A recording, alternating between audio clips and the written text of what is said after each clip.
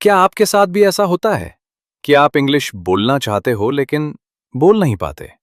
मतलब ग्रामर भी आती है, वोकैब्युलरी भी ठीक-ठाक है, फिर भी जैसे ही बोलने का टाइम आता है, दिमाग ब्लैंक हो जाता है।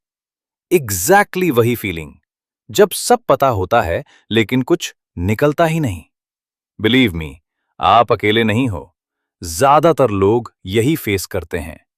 सालों तक इंग्लिश पढ़ते हैं, रूल्स याद करते हैं, वर्ड्स सीखते हैं, लेकिन जब एक्चुअली बोलने की बात आती है, वर्ड्स फ्लो ही नहीं करते। और प्रॉब्लम यहीं खत्म नहीं होती, क्योंकि प्रैक्टिस करने के लिए भी कोई नहीं होता। ना कोई इंग्लिश बोलने वाला दोस्त, ना कोई पार्टनर, और ना ही कोई टीचर जो हर समय अवेलेबल हो। तो फिर सवाल ये है, अगर प्रैक्टिस ही नहीं होगी, तो फ्लुएंसी आएगी कैसे?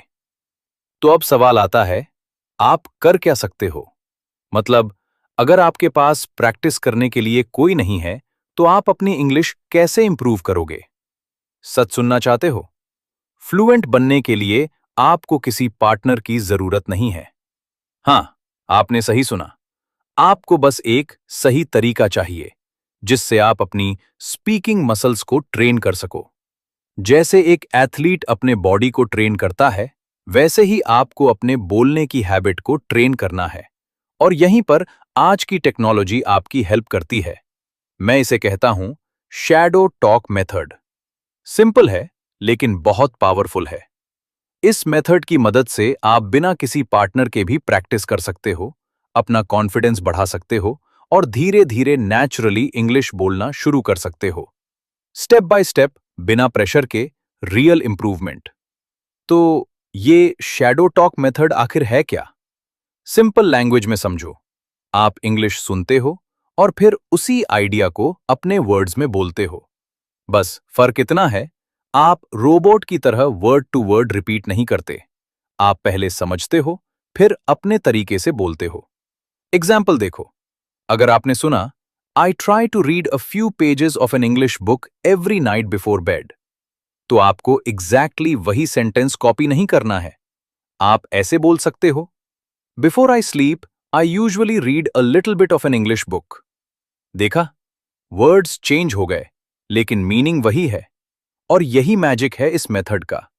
ये आपको ट्रांसलेट करना नहीं सिखाता, ये आपको इंग्लिश में सोचना सिखाता है। धीरे धीरे आपका दिमाग ऑटोमेटिकली इंग्लिश में आइडियाज बनाना शुरू कर देता है, और तभी रियल फ्लुएंसी आती है। अब बात करते हैं प्रैक्टिस की।